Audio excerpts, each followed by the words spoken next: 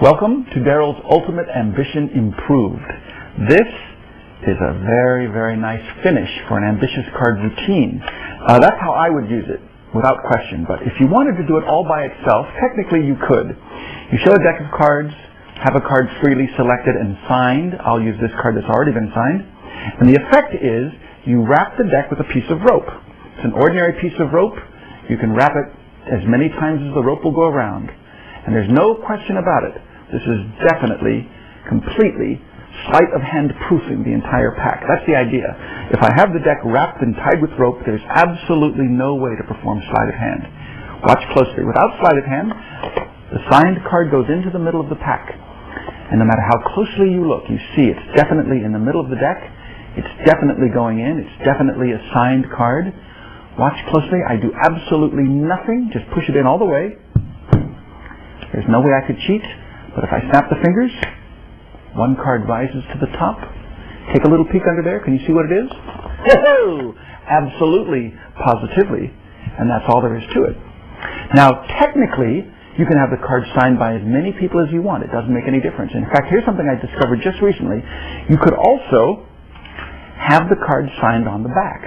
So it used to be a joke. I'd have 5 or 6 or 7 people sign the card on the front. And then as an afterthought, at the very end, I'd say, oh, how about you? Would you mind signing it on the back? And I'd indicate one end of the back.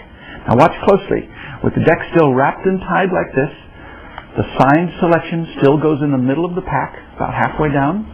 No matter how closely you look, just like before, you see it's definitely in the middle. It definitely goes in. No question about it. I mean, this is as clean as you can be. It really goes in all the way. And just like before, I push it in. In fact, to prove there's no sleight of hand, I'm going to hold it by the rope.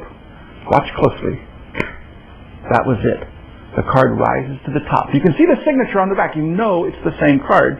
In fact, you can pull it up just a little bit, take a little peek. The audience can see it's signed on the back. It's signed on the front by as many people as you had sign it, and you can give it away as a souvenir. This might be gilding the lily, but technically, you can even have a corner torn off. It doesn't matter. This is definitely the card that goes in. It's the exact same card that comes to the top. So if you wanted to, you could say, here, sign it on the back, sign it on the front. Here, tear off a corner. And let the spectator do this. No switch. The spectator tears off the corner, keeps it. You take the rest of the card, you put it into the middle of the deck just like before. Of course, don't do it over and over again. You just do it once. It's the finish.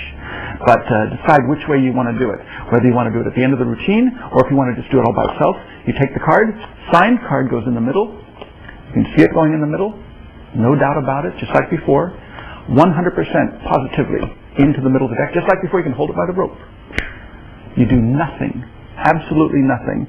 And the card rises to the top. You can see part of the signature. If I pull it out a little bit, you can see the torn corner. The spectator could match it up. It matches 100%, of course, because that is the exact same card. And that's basically the effect, the barest effect of the Ultimate Ambition Improved. Now, the reason or the way I came up with this idea is actually pretty simple. I've been asked by a lot of people, how did you come up with such a thing? And really, one day, I just held a deck of cards in my hand. I said, how could I put a card in the middle of the deck and have that exact same card appear on the top without any sleight of hand? And believe it or not, the answer is pretty simple.